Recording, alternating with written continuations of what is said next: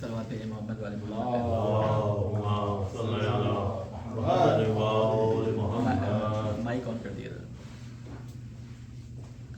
ایک اور صلوات بھیجے محمد والے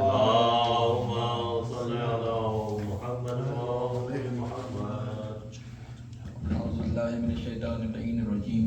بسم اللہ الرحمن الرحیم. لا حول ولا قوة الا باللہ العلی العظیم. نحمده ونستعینه ونستغفره ونشکره ونتوسل الیہ ونتوکل علیہ. نصلی ونسلم علی خیرته فی خلقہ حافظ سرہ ومبلغ رسالاتہ سیدنا ونبینا ابی القاسم محمد اللهم صل على محمد وعلى آل بیتہ الطیبین الطاہرین المعصومین سیما بقیۃ اللہ فی الارضین. قال اللہ تعالی فی کتابہ المبین وقولہ الحق. اعوذ باللہ من الشیطان اللعین الرجیم. وَيَقُولُ الَّذِينَ آمَنُوا لَوْلَا نُزِّلَتْ سُورَةٌ فَإِذَا أُنزِلَتْ سُورَةٌ مُحْكَمَةٌ وَذُكِرَ فِيهَا الْقِتَالُ رَأَيْتَ الَّذِينَ فِي قُلُوبِهِم مَّرَضٌ يَنظُرُونَ إِلَيْكَ نَظَرَ الْمَغْشِيِّ عَلَيْهِ مِنَ الْمَوْتِ فَأَوْلَىٰ لَهُمْ. فَهَلْ عَسَيْتُمْ إِن تَوَلَّيْتُمْ أَن تُفْسِدُوا فِي الْأَرْضِ وَتُقَطِّعُوا أَرْحَامَكُمْ أُولَٰئِكَ الَّذِينَ لَعَنَهُمُ اللَّهُ فَأَصَمَّهُمْ وَأَعْمَىٰ أَبْصَارَهُمْ. أَفَلَا يَتَدَبَّرُونَ الْقُرْآنَ أَمْ عَلَىٰ قُلُوبٍ أَقْفَالُهَا. فَكَيْفَ إِذَا توفتهم الملائكة يضربون وجوههم وأدبارهم ذلك بأنهم اتبعوا ما أسخط الله وكرهوا رضوانه فأحبط أعمالهم. صدق الله العلي العظيم.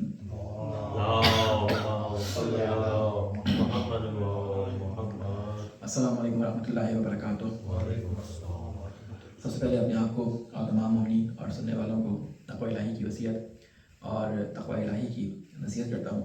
اللہ تعالیٰ سے یہ دعا کرتا ہوں کہ اللہ تعالیٰ ہمیں تقوی الہی کو حاصل کرنے کی اور تمام امور کو انجام دینے کی جو تقوی الہی کا باعث بنتے ہیں انجام دینے کی توفیق عطا فرمائے.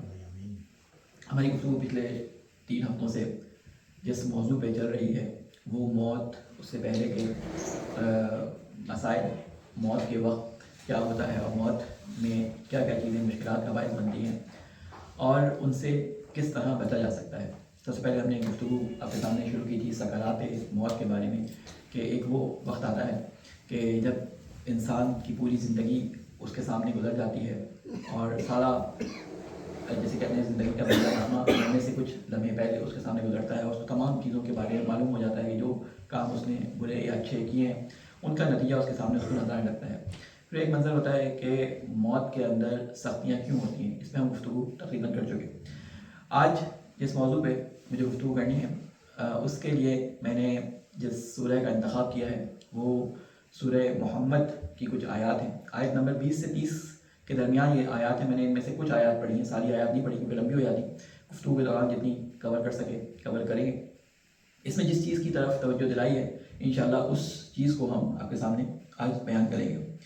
ایک چیز جو پچھلے ہفتے ہم نے بیان کی تھی اس کی 2-3 آیتیں جو ہے وہ ہم سے مس ہو گئی تھی اور یا یوں کہ ٹائم کی کمی کی وجہ سے ہم بیان نہیں کر سکے تھے. وہ یہ تھی کہ موت کے وقت جو سختی آتی ہے، موت کے وقت جو پرابلمز آتی ہیں کہ انسان مرتے وقت مشکلات کا شکار ہوتا ہے اور فرشتے اس کے چہروں پر اس کی پیٹھوں پہ مارتے ہیں، تو اس کی وجوہات کیا ہیں.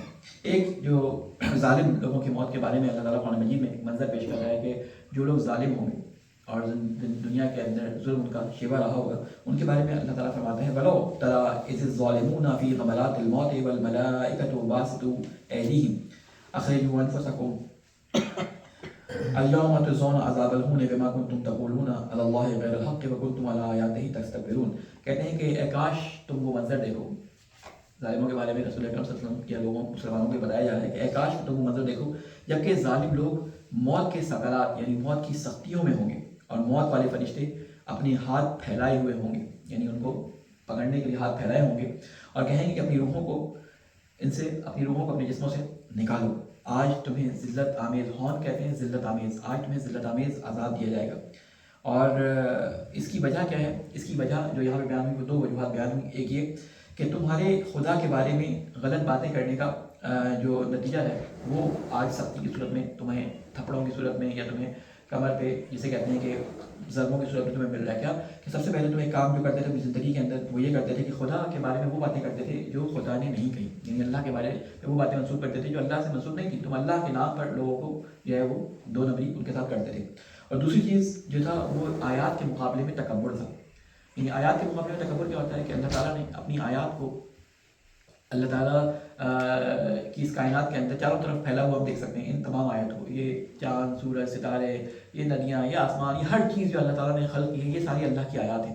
اور یہ قرآن مجید جو ہے یہ کچھ آیات کا مجموعہ ہے، باہر پھیلی ہوئی آیات ان آیتوں کی نسبت کہیں زیادہ ہیں، اس کے نسبت کہیں زیادہ ہے، یعنی قرآن مجید میں 6600 کچھ آیات ہیں، ٹھیک ہے نا، لیکن جو باہر پھیلی ہوئی آیات ہیں ان کی تعداد بہت زیادہ ہے۔ اور یہ جو قرآن مجید کی آیات ہیں یہ اصل میں انسان کو اس کے اندرونی جسے کہتے ہیں سسٹم کو، اندرونی سسٹم کو باہر کی آیات سے ریلیٹ ہونے کے بارے میں ایک گائیڈنس دیتی ہے کہ کس طرح انسان اپنے اندر کے یا اپنے انر کے ساتھ باہر اللہ تعالیٰ کی کائنات کے ساتھ کنیکٹ ہو جائے، کیونکہ اللہ تعالیٰ کی کائنات میں دو مخلوقات ایسی ہیں جن کو اللہ تعالیٰ نے اختیار دیا ہے، ان دو مخلوقات کے علاوہ باقی تمام کائنات جو ہے وہ اللہ تعالیٰ کے حکم کے مطابق بالکل اسی طرح چل رہی ہے جیسے اللہ تعالیٰ نے اس کو حکم دیا ہے، اس میں ایک لمحے کا ایک سیکنڈ کا کوئی جسے کہتے ہیں کہ جھول نہیں آتا، وہ بالکل وہی عمل کرتی ہے، یعنی اس کی تسبیح یہ ہے کہ وہ اپنے کام کو صحیح طرح انجام دے۔ اللہ تعالیٰ کی کائنات میں کبھی آپ ظلم نہیں دیکھیں گے، ظلم کہتے ہیں کسی کام کو اس کے علاوہ انجام دینا، یعنی کسی جگہ پہ کسی چیز کے رکھنے کی جگہ ہو اس جگہ پہ ہم اس چیز کو انجام جگہ پہ نہ رکھیں تو اس چیز کو کہتے ہیں ظلم۔ اللہ تعالیٰ کی کائنات میں کبھی تم ظلم نہیں دیکھو گے، اگر چاند کو جو ہے وہ رات کو نکلنا ہے پہلی کا یا دوسری کا تیسری کا تو ایسا نہیں ہوگا کہ آج جو ہے 14ویں کا نکلا ہے تو کل ایک دم سے پہلی کا نکلا ہے، نہیں، وہ اللہ تعالیٰ کی بنائی ہوئی جسے کہتے ہیں نا کہ قوانین کی جو ریڈ لائنز ہیں ان کے مطابق چلتا ہے، اس کے لیے جو قوانین بنے ہیں اس کے مطابق چلے گا، سورج اپنے قوانین کے مطابق چلے گا، تمام چیزیں کائنات کے اندر ان کی تسبیح یہ کاؤنٹ ہوتی ہے کہ وہ اللہ تعالیٰ کے احکامات کے مطابق چلے، ٹھیک ہے۔ تو یہ کہتے ہیں کہ تم نے اللہ تعالیٰ کی آیات کے بارے میں کیونکہ غلط باتیں کی تھی اور اللہ تعالیٰ کی آیت کے مقابلے میں تکبر کیا تھا، تکبر یعنی ان کو تم نے ماننے سے انکار کیا، چاہے وہ قرآن کی آیات ہوں چاہے وہ تمہارے اطراف میں پھیلی ہوئی آیات ہیں، نہ تم نے اس میں تدبر کیا نہ تم نے ان میں کوئی تعقل کیا، اور تم اپنی بسا سے زندگی اپنی گزار رہے تھے، تم نے اپنے لیے بھی کوئی قوانین مقرر نہیں کی کہ ان کو دیکھتے ہوئے کم از کم تم نظم و ضبط یا کوئی ایسی چیز سیکھ لیتے جو تمہاری زندگی میں کام آ سکے۔ اس کے بعد اللہ تعالیٰ ایک اور جگہ پہ فرماتا ہے وَلَوْ تَرَىٰ إِذَا يَتَوَفَّى الَّذِينَ كَفَرُوا الْمَلَائِكَةَ يَضْرِبُونَ وُجُوهَهُمْ وَأَدْبَارَهُم، ایک اور سینیریو اللہ تعالیٰ پیش کر رہا ہے کہ کئی چیزیں ہیں جس کی وجہ سے انسان آخری وقت میں دیکھیں جہنم میں یا جنت میں جانے کا فیصلہ تو اس وقت ہوگا کہ جب انسان مرنے کے بعد اس دنیا میں برزخ گزارنے کے پہنچ جائے گا، لیکن ایک عذاب جو اس کو اسی زندگی میں مل رہا ہوگا مرنے سے پہلے مل رہا ہوگا وہ یہ عذاب ہے جس کا ذکر کر رہا ہے، اور جن باتوں کی وجہ سے ہوگا کم از کم اس عذاب سے یعنی انسان سانس لینے کی حالت میں اور جسے کہتے ہیں نا اپنی ہوش و حواس کی حالت میں اس سے اگر بچنا چاہے تو ان کاموں پہ کم از کم عمل نہ کرے۔ تو دو باتیں میں نے آپ کو بتائیں، ایک اللہ کی آیات کے مقابلے میں تکبر، دوسرا اللہ تعالیٰ کی باتیں طرف غلط باتیں منسوخ کرنا، اور تیسری بات بتا رہے ہیں کہ کاش تم وہ موقع دیکھو کہ جب فرشتے کافروں کی روحیں قبض کرتے ہیں اور ان کے چہروں اور پیٹھوں پر ضربے لگاتے ہیں اور کہتے ہیں کہ اب عذاب آتش کا مزہ چکھو، یہ کس وجہ سے؟ اے دشمنان حق، یہ سزا ہے اس کی جو تمہارے ہاتھ پہلے بھیج چکے ہیں، یہ تم نے زندگی میں اعمال کیے ہیں یہ اس کی وجہ سے ہے، اور اللہ اپنے بندوں پر ظلم نہیں کرتا، یعنی یہ تمام چیزیں ہیں بتائی ہیں۔ اب یہ آیات بیان کرنے کا مقصد کیا ہے؟ یہ آیات بیان کرنے کا مقصد یہ ہے کہ میں آپ کے سامنے دو آیات آج پیش کروں گا، 2 یا 3 آیات کہ جس میں میں بتاؤں گا کہ بات ہو رہی ہے کہیں اور کی اور مراد اللہ کی ہمیں کیا سمجھانا ہے، مقصود کیا ہے وہ ہمیں قرآن کی آیات سے درک کرنا ہے۔ سورہ محمد کی آیات پڑھی، سورہ محمد کب نازل ہوئی؟ سورہ محمد جب نازل ہوئی جب اللہ تعالیٰ کے رسول ہجرت کر کے مدینہ میں تشریف لے کے آ گئے، اور اس زمانے کے اندر اللہ تعالیٰ کے رسول جو ہے بار بار کیا کرتے تھے، بار بار یہ کرتے تھے کہ چھوٹے چھوٹے گروہ بھیجتے تھے دیکھنے کے لیے کہ قریش کے قافلے کہاں سے جا رہے ہیں، ان کی جسے کہتے ہیں نا کہ معاشی جسے کہتے ہیں کہ وین ہے کہاں سے ان کی رگ حیات جو تجارت کی ہے وہ کیسے بریک کی جا سکتی ہے، کہ قریش نے جو مال اموال مسلمانوں کے وہاں پہ قبضہ کیے ہوئے تھے، وہ جو ان کے بال بچے مسلمانوں کی ہجرت سے پہلے وہاں رہ گئے تھے ان کے اوپر ظلم کیے ہوئے تھے، تو وہ چاہتے تھے کہ ہم کوئی ایسا ان کا کام کریں کہ وہ لوگ حفاظت سے یہاں آ جائیں، مسلمانوں کے مال اور جو دولت ہے وہ ان کو واپس مل جائے، اور کم از کم قریش والے جو ہیں وہ مسلمانوں پہ دوبارہ حملہ نہ کر سکیں۔ تو رسول اکرم صلی اللہ علیہ وسلم ابتدائی طور پہ کیا کرتے تھے، کچھ کاروان بھیجتے تھے جو جاسوسی کرتے تھے قریش کے کاروان کی، اور آپ کو معلوم ہے کہ جنگ بدر پیش آنے کا اصل واقعہ جو پیش آیا وہ اسی طرح آیا کہ ایک کاروان گیا، رسول اکرم نے بھیجا کہ ابو سفیان کا کاروان جا رہا ہے، تم جا کے دیکھو کہ وہ کاروان کیسا ہے۔ تو ابو سفیان کو پتہ چل گیا یہ کاروان آ رہا ہے، وہ بچاتا ہوا اس راستے سے بچتا ہوا پہنچ گیا اپنے مقصد پہ، لیکن اس نے وہاں سے خط بھیجا اور کہا کہ مجھے ہیلپ چاہیے، کیونکہ مسلمانوں کا جو ایک گروہ ایک ٹولہ جو ہے وہ حملہ کرنے کے لیے کاروان پہ موجود ہے۔ ادھر سے کچھ لوگ چلے ابو سفیان کی مدد کے لیے۔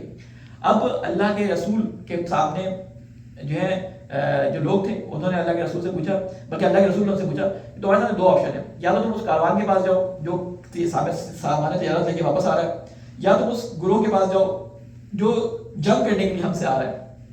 تو لوگوں نے کہا کہ ہم اس مال پہ جاتے ہیں، اس کاروان کی طرف جاتے ہیں جو تجارت والا آ رہا ہے۔ تو اللہ نے کہا، اللہ کے رسول نے کہا، اللہ کے حکم سے کہا ہے نہیں، پہلے تم اس گروہ کی طرف جاؤ جو لڑنے کے لیے آ رہا ہے، وہ تجارت والا پھر دیکھا جائے گا بعد۔ ہوا ہے کہ یہ وہاں جب پہنچے تو وہ جنگ بدر کا مارکا پیش آ گیا۔ اس سے پہلے ایک سینیریو یہ سنیں کہ جو مسلمان تھے جن پہ بار بار مکہ کے اندر ظلم ہوا تھا، جو ظلم کی وجہ سے ہجرت کر کے آئے تھے، وہ بار بار اللہ کے رسول سے آ کے پوچھتے تھے کہ اللہ کے رسول ہمیں اجازت بھی نہیں ملتی ان کے خلاف کام کرنے کی، جنگ کرنے کی، ان کے خلاف لڑنے کی، ان کے خلاف کچھ اقدام کرنے کی۔ تو اللہ کے رسول کہتے تھے ابھی مداوا سے کام لو، ابھی جنگ کرنے کا موقع نہیں ہے، ابھی ان کے ساتھ لڑائی کا موقع نہیں ہے۔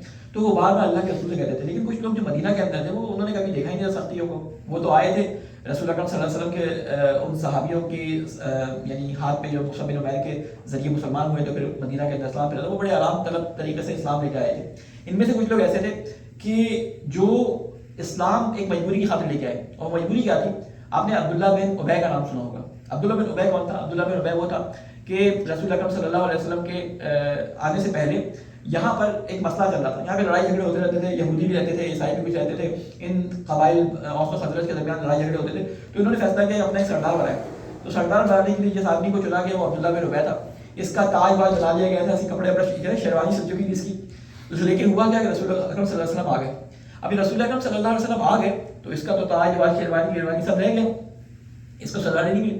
اب یہ بظاہر مسلمانوں کی اس وقت طاقت اور قوت پھیلتے ہوئے اسلام کو دیکھتے ہوئے اسلام تو لے آیا، لیکن ان کے دلوں میں کینہ تھا۔ اب انہوں نے جب رسول اکرم صلی اللہ علیہ وسلم نے کہا نا کہ لڑنے کے لیے جانا ہے، تو اب انہوں نے منہ بنانا شروع کیا کہ ہم ایسے دین کو تو مانتے ہی نہیں ہیں کہ جو ظلم کرے، جو جنگ کرے، ہم تو امن و امان اور صلہ رحمی کرنے والے دین کو جانتے ہیں، ہم تو جانتے ہیں کہ مسلمانوں کے درمیان امن رہے۔ تو انہوں نے یہ موئیاں کرنا شروع کی۔ پھر وہ رسول سے کہتے ہیں کہ یہ بات آپ اپنی طرف سے کہہ رہے ہیں یا خدا کی طرف سے کہہ رہے ہیں؟ یعنی ان کو یقین نہیں آتا رسول کی بات پہ۔ تو اب اس سینیریو کو ذہن میں رکھتے ہوئے اب ذرا ان آیات کو سنیں۔ اللہ تعالیٰ قرآن مجید میں سورہ محمد کے اندر آیت نمبر 20 میں ارشاد فرماتا ہے وَيَقُولُ الَّذِينَ آمَنُوا لَوْلَا نُزِّلَتْ سُورَةٌ فَإِذَا أُنزِلَتْ سُورَةٌ مُحْكَمَةٌ فَذُكِرَ فِيهَا الْقِتَالُ رَأَيْتَ الَّذِينَ فِي قُلُوبِهِم مَرَضٌ يَنظُرُونَ إِلَيْكَ نَظَرَ الْمَغْشِيِّ عَلَيْهِ مِنَ الْمَوْتِ فَأَوْلَىٰ لَهُمْ۔ اور جو لوگ ایمان لائے وہ کہتے ہیں کہ جہاد کے بارے میں کیا کہتے ہیں کہ کوئی صورت کیوں نازل نہیں ہوتی، یعنی جو مسلمان سچے مسلمان تھے وہ کہتے ہیں کوئی صورت نازل کیوں نہیں ہوتی کہ ہم سے جنگ کریں۔ بس جب ایک محکم صورت نازل کی جاتی ہے تو ہوتا کیا ہے، تو باقی بھی لوگ ساتھ ہوتے ہیں نا، تو ہوتا کیا ہے کہ اس میں سے قتل و قتال کا جب ذکر آتا ہے تو آپ صلی اللہ علیہ وسلم ان لوگوں کو دیکھتے ہیں جن کے دلوں میں نفاق ہے، ان کے چہرے رسول اللہ صلی اللہ علیہ وسلم کے سامنے ہوتے ہیں۔ تو اللہ تعالیٰ نے اس کی منظر کشی کی ہے، کہتے ہیں کہ آپ ان کے چہروں کو دیکھتے ہیں کہ وہ آپ کی طرف ایسے دیکھتے ہیں جیسے وہ دیوانے ہو گئے۔ ان کی آنکھیں آپ نے دیکھا ہوگا کہ جب کسی پہ ایک دم بہت سخت بات آ جائے اس کی آنکھیں گھومی رکھتی ہیں، سمجھ نہیں آ رہا تھا کیا ہو رہا ہے، آنکھیں اس کی سرکولیٹ کرنے لگتی ہیں۔ تو کہتے ہیں کہ ان پہ موت کسی غشی تاری ہو جاتی ہے، ان کا چہرہ اگر آپ دیکھیں تو جنگ کا حکم سنتے ہیں ان کی موت کسی غشی آنے لگتی ہے۔ پھر اس کے بعد فرماتے ہیں طاعۃ و قول معروف، کہ آیت نہیں پڑھا پوری، ان کے لیے بہتر تو یہ تھا کہ اطاعت کرتے اور اچھی بات کہتے۔ جب جہاد کا قطعی فیصلہ ہو چکا تو اپنے عہد پر سچے ثابت ہوتے تو ان کے لیے بہتر ہوتا، لیکن انہوں نے ایسا کام نہیں کیا۔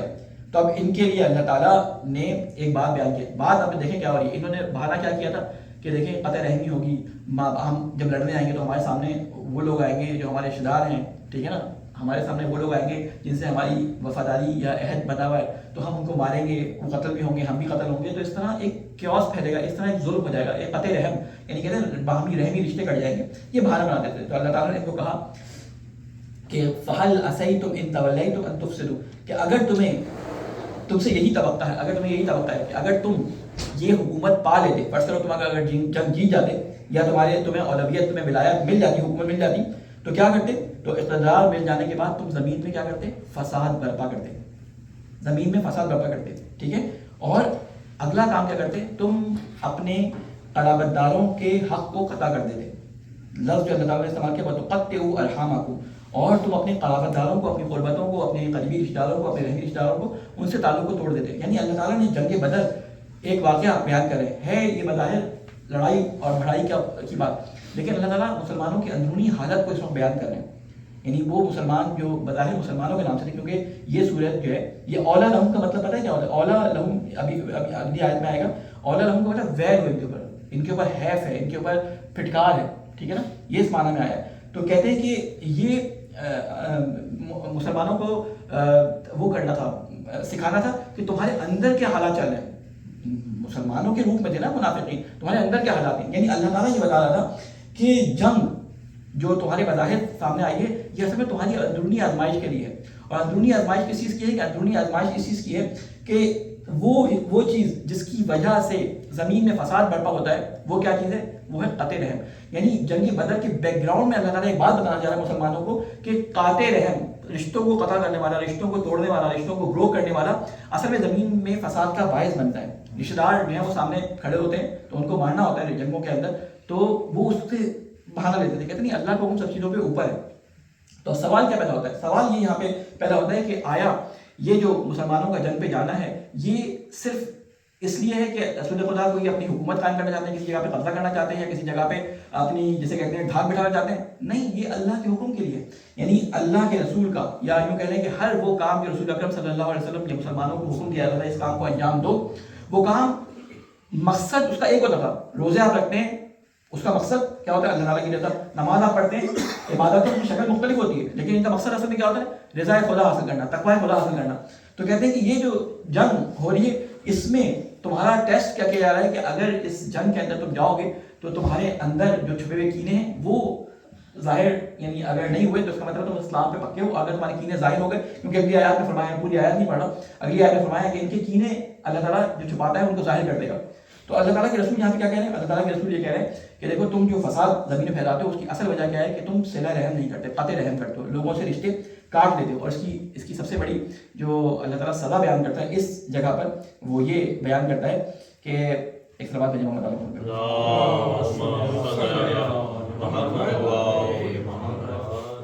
ایک اور صلوات بھیجو محمد۔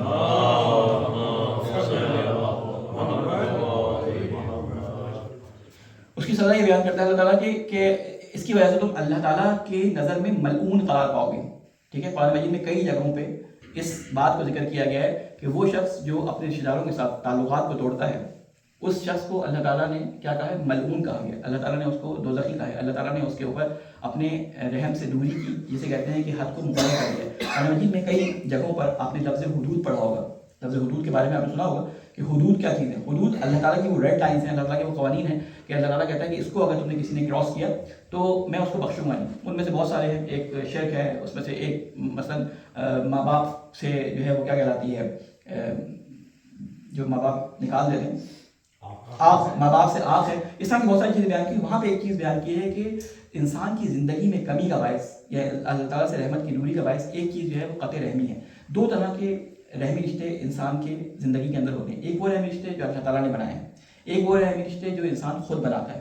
جو رشتے خود بناتا ہے وہ کون سے ہیں؟ جو ایک معاہدے کے تحت، ایک عقد کے تحت ہوتے ہیں۔ جو شادی کا رشتہ ہوتا ہے، انسان خود، دو عاقل جو ہے انسان وہ خود سے آپس میں ڈیسائیڈ کرتے ہیں کہ ہمیں آپس میں ایک رشتہ قائم کرنا ہے، اور اس رشتے کی پھر قائم ہونے کے بعد اللہ تعالیٰ ایک ذمہ داریاں دونوں کے اوپر ڈال دیتا ہے۔ ایک رشتے ہوتے ہیں جن کو اللہ تعالیٰ نے بنایا ہے، ماں باپ ہو گئے، بھائی بہن ہو گئے، چچا خالہ ماموں، یہ رشتے کیا ہوتے ہیں؟ اللہ تعالیٰ نے بنائے ہوتے ہیں۔ ان رشتوں کے بارے میں کہتے ہیں کہ وہ رشتے جو تم نے خود بنائے ہیں ان کے بارے میں ابھی بات نہیں ہو رہی۔ وہ رشتے جو تم خود سے توڑ سکتے ہو، کچھ حالات کی بنا پہ ان کو توڑا جا سکتا ہے، لیکن وہ رشتے جو میں نے بنائے ان کو توڑا نہیں جا سکتا۔ اور یہ سورہ انعام جنگ بدر سے پہلے نازل ہوئی ہے۔ ایک سورہ جنگ بدر کے بعد نازل ہوئی ہے، وہ کون سی ہے؟ یہ سورہ محمد جنگ بدر سے پہلے نازل ہوئی ہے، اور سورہ انعام جنگ بدر کے بعد نازل ہوئی ہے۔ اس میں آخر میں اللہ تعالیٰ بیان فرماتا ہے کہ آخر میں ایک منٹ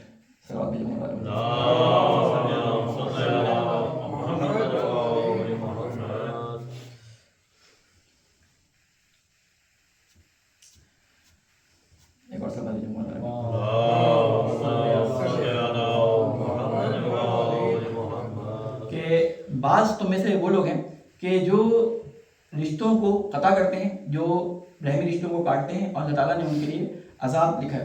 میں آیت کو کاپی کرنا بھول گیا ہوں یہاں پہ، تو میرے ذہن میں جو مفہوم ہے وہ آپ کے سامنے بیان کر رہا ہوں، اس لیے اس میں غلطی ہو جائے۔ سورہ انعام کی آخری آیات ہیں، ان میں یہ بیان کیا کہ اس کا نتیجہ کیا ہوا۔ اس کا نتیجہ کیا ہوا؟ مسلمانوں کے اندر سے نفاق ظاہر ہوا، اور نفاق ظاہر کس صورت میں ہوا کہ انہوں نے اپنے خاندانی رشتوں کو توڑا، اور خاندانی رشتوں کی توڑنے کی وجہ سے زمین میں انہوں نے فساد برپا کیا۔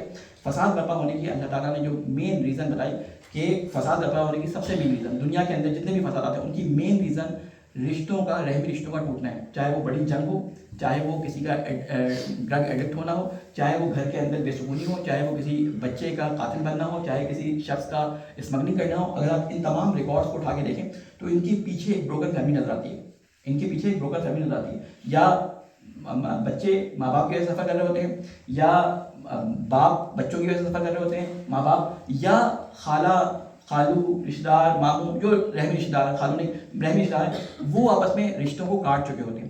جس کی وجہ سے ہوتا کیا ہے، اس کی وجہ سے ہوتا یہ ہے کہ انسان اللہ تعالیٰ کی رحمت سے دوری آہستہ آہستہ اختیار کرنا شروع کر دیتا ہے، اور اس کا نتیجہ یہ نکلتا ہے کہ انسان کی عمر کم ہو جاتی ہے.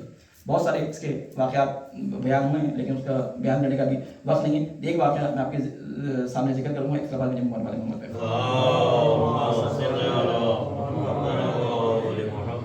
کہ روایت میں ملتا ہے کہ ایک شخص رسول اکرم صلی اللہ علیہ وسلم کے پاس آیا اور اس نے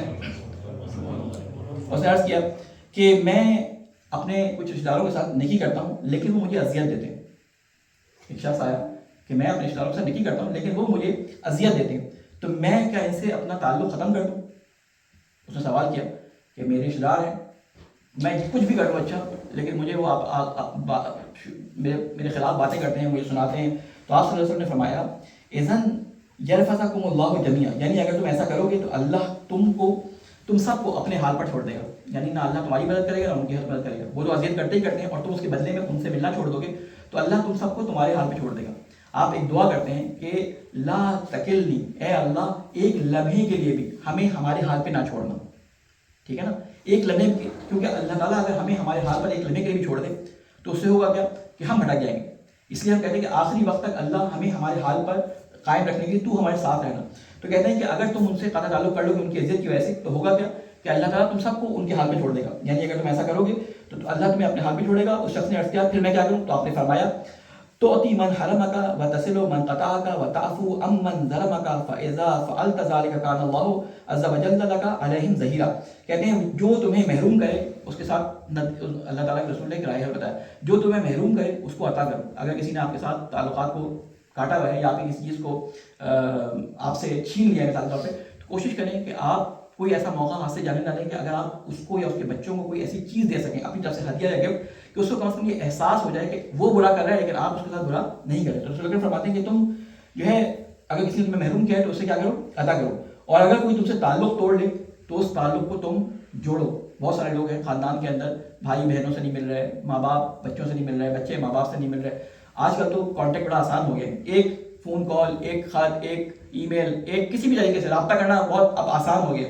تو کم از کم آپ اپنی طرف سے ولنگنیس دکھائیں کہ ہم کم از کم اپنے نفس سے پیر رکھتے ہوئے چاہے ہماری غلطی نہ بھی ہو ہم ولنگنیس دکھاتے ہوئے تمہارے سامنے جھک رہے ہیں، اس لیے صرف اللہ کی خاطر. تو رسول اکرم کیا فرماتے ہیں کہ اگر تم اس تعلق کو جوڑنے کی کوشش کرو گے تو اللہ تعالیٰ تمہارا ساتھ دے گا. تو اس کے بعد فرماتے ہیں اور جو تم پر ظلم کرے تم اس کو معاف کر دو. بہت سارے آپ نے دیکھا ہوگا خاندان کے اندر لوگ ہیں، کوئی بھائی ہوتے ہیں، کوئی بہنیں ہوتی ہیں، کوئی ماں باپ ہوتے ہیں، میراث کے مسئلے ہوتے ہیں، وراثت کے بہت سارے مسئلے مسائل ہوتے ہیں آپس میں جس کی وجہ سے قطع تعلق ہوتا ہے. بعض بھائی بہنوں کی میراث پہ قبضہ کر کے بیٹھ جاتے ہیں کہ ہم نے ساری عمر تمہارے جو ہے وہ خیال رکھے، تمہاری شادیاں کر دی، اب میراث تمہارا کوئی حق نہیں. یہ اللہ تعالیٰ کے قانون کے خلاف بات ہو رہی ہوتی ہے. تو اللہ تعالیٰ نے حق مقرر رکھا ہے، وہ تمہیں نہیں کرنا تھا نہیں کرتے، وہ باپ کی ذمہ داری تھی باپ کرتا، لیکن تمہیں کوئی حق نہیں ہے کہ وراثت کے حصے سے جو ہے وہ تم اس کے حصے کو کاٹو. کیونکہ ہم نے بہت سارے ایسے خاندان پاکستان کے اندر آپ دیکھیں وراثت کے قوانین کو نہ جاننے کی وجہ سے کس طرح لوگ جو ہے وہ بہت زیادہ جیسے کہتے ہیں آپ کو مذہبی نظر آئیں گے.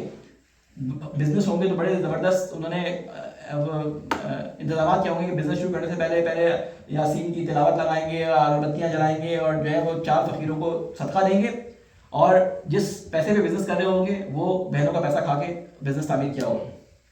ٹھیک ہے نا، حج بھی کر رہے ہوں گے، ساری ساتھ میں 2 3 دفعہ زیارتوں میں بھی جا رہے ہوں گے، لیکن کیا بہنوں کو ان کا حق نہیں دیں گے، یا اولاد کو یا ماں باپ کو ان سے قطع تعلق کیا ہوگا. تو کہنے کا مقصد یہ اللہ تعالیٰ کے رسول فرماتے ہیں اگر تم چاہتے ہو کہ اللہ کا تعلق تمہارے ساتھ رہے، اللہ تم سے جڑا رہے، اللہ تمہاری مدد کرتا رہے، تو تمہیں کیا کام کرنا ہے؟ جو محروم کرے اسے عطا کر دو، جو تمہارا تعلق توڑے اس کے ساتھ تعلق کو جوڑو، اور جو تم پر ظلم کرے اسے معاف کر دو. اگر ایسا کرو گے تو اللہ کے مقابلے میں اللہ ان کے مقابلے میں تمہارا مددگار ہوگا.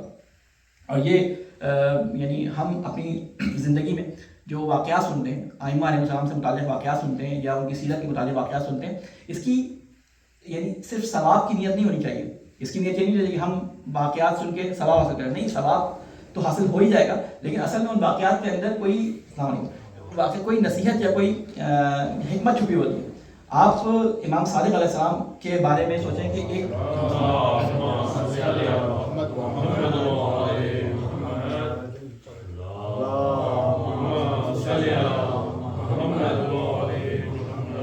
ایک امام صادق علیہ السلام کا کزن ہے جس کا حسن بن علی، جو امام کے چچا بھائی بھی ہے، ٹھیک ہے نا. اس کا نام ہے حسن افتس.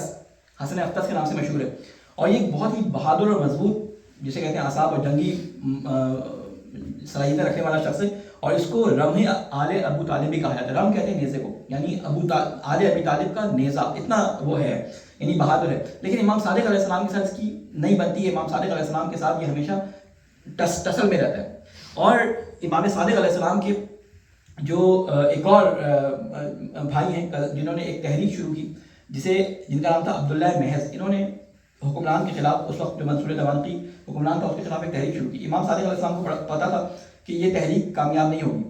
اس نے امام صادق کو دعوت دی. امام صادق نے منع کر دیا کہ یہ مسلمانوں کے قتل کا باعث بنے گی، یہ تحریک کامیاب نہیں ہوگی. تو امام صادق کو ساتھ نہیں دیا، جس کی وجہ سے جو امام کا کزن تھا حسن بن علی، جو تھا چچا بھائی حسن افتس کے نام سے جو مشہور تھا، یہ امام صادق کے خلاف ہو گیا. اتنا خلاف ہو گیا کہ یہ امام صادق علیہ السلام کے اوپر حملہ کرنے کے لیے پہنچ گیا، اور اس نے چاقو سے امام صادق علیہ السلام پہ حملہ کرنے کی، یعنی جیسے کہ نا جان لیوا اٹیک اس نے امام صادق علیہ السلام کے اوپر کئی دفعہ کیا. ایک دفعہ نہیں، کئی دفعہ کیا. اب یہ واقعہ گزر گیا اور امام صادق علیہ السلام کی موت کا وقت قریب آ گیا. تو اس وقت آپ کی ایک کنیز تھی جس کا نام تھا سالمہ، وہ اس واقعے کو نقل کر رہی ہے پوری. وہ جانتی تھی حسن افتح کو، کیونکہ امام کے ساتھ رہتی تھی. تو یہ واقعے کو ذکر کرتی ہے کہ امام نے وصیت کرنے کے بعد ایک تھیلی مجھے دی اور کہا کہ یہ حسن افتح کو دے دینا. اور اس تھیلی کے اندر جو ہے وہ 70 دینار تھے. دینار سونے کے سکے ہوتے تھے، 70 دینار تھے. اور کہا کہ یہ فلاں فلاں شخص کو، حسن افتح کو دے دینا. تو اس نے کہا کہ اس شخص نے تو آپ کے اوپر کئی دفعہ حملہ کیا قاتلانہ، اور وہ تو آپ کا دشمن ہے. تو امام نے فرمایا یہ ہمارے لیے اصل جو سبق ہے وہ اس میں ہے. والذین یصلون ما امر اللہ به ان یوصل وان یوصل ویخشون ربهم ویخافون سوء الحساب. کہتے ہیں کہ میں ان لوگوں میں شامل نہیں ہونا چاہتا جو رشتوں کو توڑتے ہیں. میں ان لوگوں میں شامل ہونا چاہتا ہوں جو رشتوں کو جوڑتے ہیں، جنہیں اللہ نے جوڑنے کا حکم دیا. یعنی اللہ نے کہا کہ رشتوں کو قائم رکھو. اس نے مجھ پہ قتل کا حملہ کیا، لیکن وہ میرا چچا بھائی ہے، وہ میرا خونی رشتہ دار ہے، وہ میرا رحمی رشتہ دار ہے. تو کہتے ہیں کہ میں اپنی طرف سے اس کو یہ ہدیہ دینا چاہتا ہوں تاکہ میں ان لوگوں میں شامل ہوں اللہ تعالیٰ کے نزدیک جو رشتوں کو جوڑنے والے ہوتے ہیں. کہنے کا مقصد کیا کہ آج ہماری زندگی میں ایسے بہت سارے واقعات پیش آتے ہیں کہ ہمیں کچھ جگہوں پہ اپنے نفس پہ پیر رکھنے کی ضرورت ہے، اور وہ پیر اسی صورت میں رکھا جا سکتا ہے کہ اگر آپ کی غلطی نہیں ہے، اس کے باوجود آپ ان تعلقات کو جو آپ کے ٹوٹے ہوئے ہیں ان کو جوڑنے کی کوشش کریں. 2 طرح کے تعلقات میں نے آپ کو بتایا. ایک وہ تعلقات ہوتے ہیں کہ جو اللہ نے قائم کیے، جیسے بچوں کے، باپ کے، دنیا کے، بیٹے کے، بیٹی کے. اور ایک وہ تعلقات ہوتے ہیں جو 2 بالغ اور عاقل شخص آپس میں شادی کی صورت میں قائم کرتے ہیں. یہ رشتے بھی اللہ تعالیٰ نے کہا کہ جب تم نے ایک دفعہ قائم کر دی تو اس رشتے کو بھی اس کے حقوق کے ساتھ نبھانے کی کوشش کرو، کیونکہ ان رشتوں کے بارے میں اللہ تعالیٰ سخت سوال کرے گا. اللہ تعالیٰ سے یہ دعا کرتے ہیں حضرت واسطہ محمد والے محمد کا کہ اے اللہ ہم لوگوں میں ہمیں شمار فرما کہ جو تیرے حکم کے مطابق رشتوں کو جوڑنے والوں میں شامل ہوں. اے اللہ اپنے واسطہ محمد والے محمد ہمارے گناہ کبیرہ اور صغیرہ کو معاف فرما. اے اللہ اپنے واسطہ محمد والے محمد کا ہمارے جو بزرگان دنیا سے جا چکے ان کی قبروں پہ اپنی رحمت نازل فرما. اے اللہ اپنے واسطہ محمد والے محمد کا ہمارے مسلمان بھائیوں کی جہاں جہاں وہ ظلم کا شکار ہیں اس ظلم سے ان کو نجات عطا فرما. اے اللہ تجھے واسطہ محمد والے محمد کا ہمارے امام کی حفاظت فرما، ہمیں ان کے ناصر و عوام میں شامل فرما. ربنا تقبل منا انک انت السمیع العلیم. بسم اللہ الرحمن الرحیم. انا اعطیناک الکوثر فصل لربک وانحر ان شانئک هو الابتر. اللهم صل على محمد وآل محمد. اللهم صل على محمد وآل محمد. اللهم صل على محمد وآل محمد. اللهم صل على محمد وآل محمد. اللهم صل على محمد وآل محمد. الحمد لله رب العالمين والصلاة والسلام على سيدنا ونبينا وحبيب قلوبنا أبي القاسم المصطفى محمد وعلى آله الأكابين الأكرمين المنتجبين سيما علي أمير المؤمنين والصديقة الطاهرة فاطمة الزهراء سيدة النساء العالمين والحسن والحسين سيدي شباب أهل الجنة وعلي بن الحسين ومحمد بن علي وجعفر بن محمد وموسى بن جعفر وعلي بن موسى ومحمد بن علي وعلي بن محمد والحسن بن علي والخلف القائم المهدي حججك على عبادك وأمنائك في بلادك.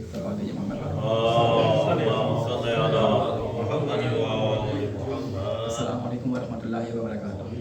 سب سے پہلے اپنے آپ کو اور تمام مومنین اور سننے والوں کو تقوی الہی کی وصیت اور تقوی الہی کی نصیحت کرتا ہوں. اللہ تعالیٰ سے یہ دعا کرتا ہوں کہ اللہ تعالیٰ ان تمام مراسم کو، ان جمعے کے خطبات کو، ان مجالس کو، ان محافل کو جو ہم اٹینڈ کرتے ہیں اس میں اللہ اور اس کے رسول کی باتوں کو سنتے ہیں، ان کے واقعات کو سنتے ہیں. اللہ تمام واقعات اور احادیث اور قرآن کی آیات کو سن کر ہمیں ان سے ہدایت حاصل کرنے کی توفیق عطا فرما اور اس کے نتیجے میں ہمیں لباس تقوی پہننے کی توفیق عطا فرما. کچھ مناسبتیں جو ہے وہ آئندہ آنے والے ہفتوں میں جو ہے وہ ہیں اور کچھ مناسبتیں ابھی پچھلی گزر چکی. پچھلے ہفتے کے اندر جناب حضرت ابو طالب علیہ السلام کی ولادت سعادت گزری ہے. جناب معصومہ سلام اللہ علیہ کی ولادت سعادت گزری ہے اور آگے 11 ذیقعات کو انشاءاللہ امام رضا کی جو ہے وہ ولادت باسعادت آنے والی ہے. تو انشاءاللہ امام رضا علیہ السلام کے بارے میں ہم بعد میں انشاءاللہ اگلے ہفتے کوشش کریں گے اس کو بیان کریں. اس ہفتے میں کچھ چیزیں حضرت ابو طالب علیہ السلام کے حوالے سے بیان کرنا چاہتا ہوں کہ آپ کو معلوم ہے کہ حضرت ابو طالب جنہیں مومن آل جسے کہتے ہیں فرعون سے تشبیہ دی جاتی ہے، یعنی مومن آل فرعون کے بارے میں آپ جانتے ہیں کہ ایک شخص جو فرعون کے حکومت کے اندر موجود تھا، جو بظاہر اس نے اپنے ایمان کو چھپایا ہوا تھا، بظاہر اس نے اپنے ایمان کو لوگوں پہ ظاہر نہیں کیا تھا، لیکن اللہ تعالیٰ نے اسے مومن قرار دیا کیونکہ وہ رسول اس وقت کے رسول حضرت موسیٰ علیہ السلام یا جو بھی اس کے ساتھ رسول موجود تھے ان کے ساتھ ہم آہنگ تھا، ان کے ساتھ اس کا اس طرح کا تعلق تھا کہ وہ مسلمان اس وقت کے جو مسلمان قوم تھے بنی اسرائیل جو تھے ان کی مدد کے لیے دربار کے اندر موجود تھا. اسی مومن طاق یوں کہہ لیں اس طرح کے بہت سارے افراد جو ہیں وہ جو دربار کے اندر موجود تھے، جو مختلف زمانوں میں ائمہ کے زمانے میں بھی رہے، اس طرح کے لوگ ہر زمانے میں موجود ہوتے ہیں. انہی میں سے ایک شخص جن کو ہمارے اہل سنت برادران میں سے کچھ لوگ ہیں جو نعوذ باللہ کفر کے درجے تک پہنچا دیتے ہیں، اور بعض لوگ جو ہیں ان کی جسے کہتے ہیں اللہ تعالیٰ کے رسول کے سلسلے میں جو خدمات ہیں ان کو چلاتے ہیں اور ان کے اسلام کو جو ہے وہ مانتے ہیں. تو آج میں کچھ چیزیں کچھ قرآنی حوالے سے آپ کے سامنے ذکر کرنا چاہوں گا ابو طالب کے مطابق، تاکہ علمی طریقے سے جو بات کی جاتی ہے وہ سامنے والے کو بھی سمجھ آتی ہے اور انسان ذہنی طور پہ بھی جو ہے مطمئن ہو جاتا ہے. آپ کو معلوم ہے کہ اللہ تعالیٰ نے حضرت رسول اکرم صلی اللہ علیہ وسلم کو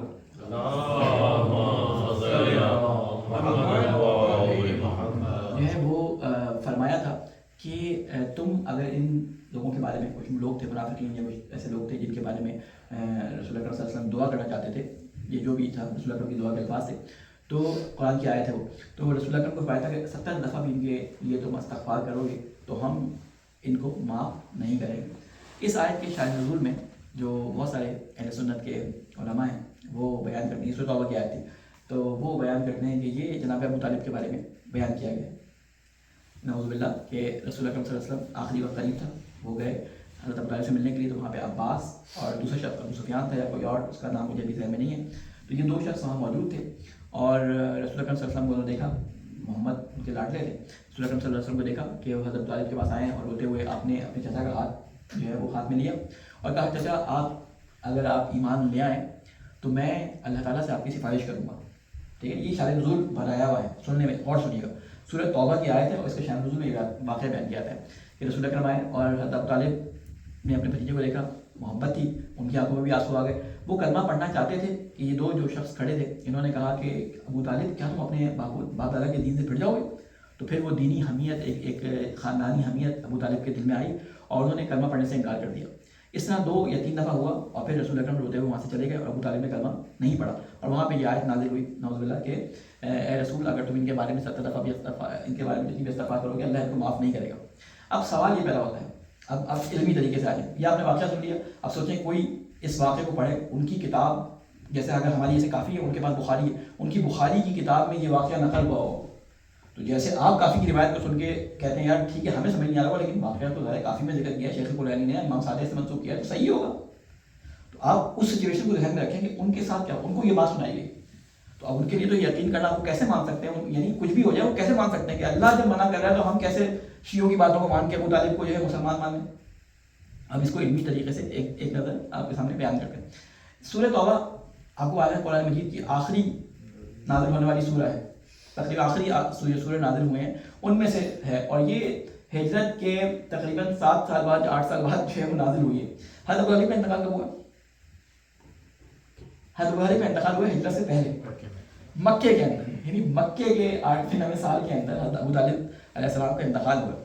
قرآن مجید کو میں اکثر آپ لوگوں سے کہتا ہوں کہ قرآن مجید کو سمجھنے کے کئی طریقے ہیں، ان میں سے ایک بہترین طریقہ جس میں آپ اللہ تعالیٰ کی تربیت کرنے کے طریقے کو سمجھ سکتے ہیں کہ اللہ تعالیٰ معاشروں کی تربیت کیسے کرتا ہے۔ ایک دفعہ قرآن مجید کو کبھی اس ترتیب سے ترجمے کے ساتھ پڑھیں جس ترتیب سے اللہ تعالیٰ نے اس کو نازل کیا۔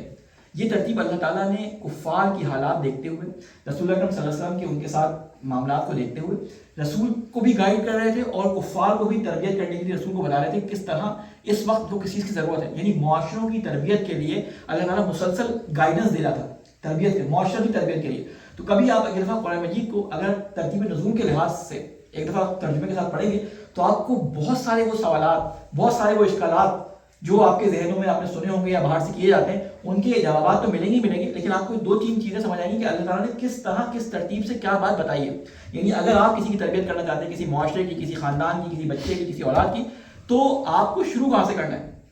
ایسا نہ ہو کہ آج ایک شخص آپ کے مسلمان ہوا ہو تو آپ اس کو جو ہے وہ تہجد کی نماز سے لے کر جو ہے وہ نماز عشاء کے نوافل جو ہے 11 بجے تک اور پھر صبح فجر کے بعد جو ہے وہ اشراق کی نماز تک پڑھانے بیٹھے تو وہ کہے گا بھائی میں گھر تک جاؤں گا۔ تو مراحل ہوتے ہیں کسی بھی چیز کے۔ رسول اکرم صلی اللہ علیہ وسلم کے پاس ایک شخص آیا، اصحاب موجود تھے، اس نے کہا میں اس چیپٹر اسلام لے کے آؤں گا کہ میں نماز 5 وقت نہیں پڑھوں گا، 2 وقت نماز پڑھوں گا۔ تو رسول اکرم نے کہا ٹھیک ہے۔ اصحاب اس کے جانے کے بعد کہنے کہ یہ آپ نے کیا کیا؟ نماز تو اللہ نے 5 وقت فرض کی ہے، ہم تو اپنی جان کھپا کے مر گئے، یعنی اپنے الفاظ میں بیان کر رہا ہوں۔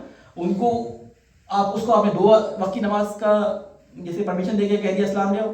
کہا کہ دیکھو اگر اس کو 2 وقت کی نماز میں اللہ تعالیٰ سے تعلق کا مزہ محسوس ہو گیا تو خود بخود 5 وقت کی نماز پہ آ جائے گا۔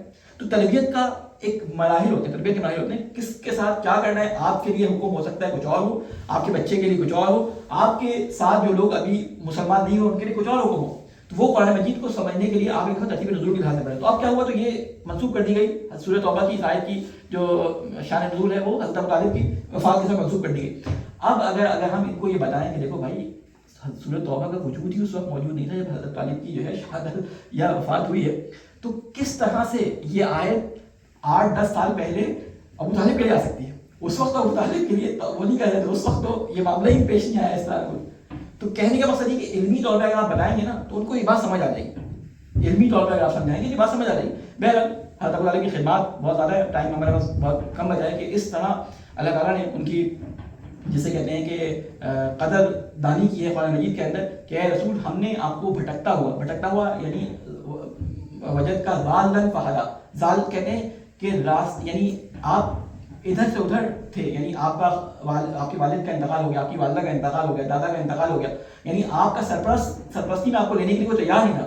ضال یعنی اردو میں تو گمراہی کے معنی میں آتا ہے، لیکن ضال کہتے ہیں کہ جو ابھی تک راستے پہ نہ پہنچ پایا ہو، ٹھیک ہے نا، یعنی جس کے لیے کوئی منزل مختص جو ہے وہ وہاں پہنچ نہ پایا ہو۔ کہتے ہیں ہم نے آپ کو ضال پایا تو ہم نے کیا کیا، آپ کو پرورش کے لیے پناہ گاہ عطا کر دی، ٹھیک ہے، وجد کا ضالن فہدا، تو ہم نے ہدایت دی، ہم نے آپ کو راستہ بتایا۔ اور اس کے بارے میں تمام مفسرین کہتے ہیں کہ یہ آیت نازل ہوئی ہے حضرت ابو طالب علیہ السلام کی سرپرستی کے بارے میں، یعنی یہ وہ شخصی ہیں، وہ شخصیت ہیں کہ جب رسول، بلکہ یوں کہوں کہ جب اسلام مشکل کا شکار تھا تو اسلام کے بانی کو پناہ دینے والا جو شخص تھا وہ حضرت ابو طالب ہے۔ نہیں معلوم کہ ان کی زبانیں جلی کیوں نہیں جاتی جو حضرت حضرت ابو طالب علیہ السلام کے بارے میں کفر کا فتویٰ لگاتے ہیں۔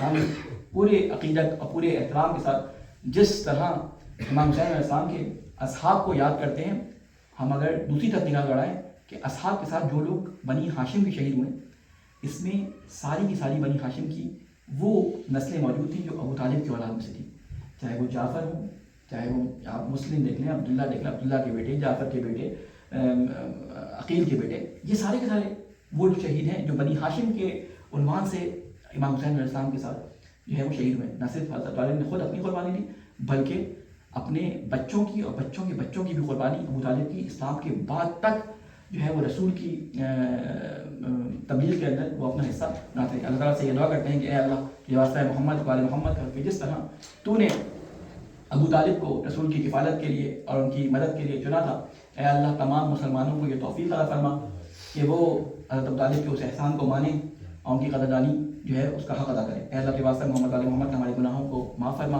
اے اللہ جو ہم نے چھپ کر گناہ کیے ہیں، جو ظاہر طور پہ گناہ کیے ہیں، ان کو معاف فرما. اے اللہ جو ہمارے بزرگان دنیا سے جا چکے ہیں، قبروں پر اپنی رحمت نازل فرما. اے اللہ تجھے واسطہ ہے محمد والے محمد کا جہاں جہاں مسلمان ظلم کا شکار ہیں اس ظلم سے ان کو نجات عطا فرما. اے اللہ تجھے واسطہ ہے محمد والے محمد کا ہمارے امام کی حفاظت فرما، ہمیں ان کے ناصر و عوان میں شامل فرما. ربنا تقبل منا انک انت السمیع العلیم برحمتک یا ارحم الراحمین. بسم اللہ الرحمن الرحیم. قل هو الله احد الله الصمد لم يلد ولم يولد ولم يكن له كفوا احد.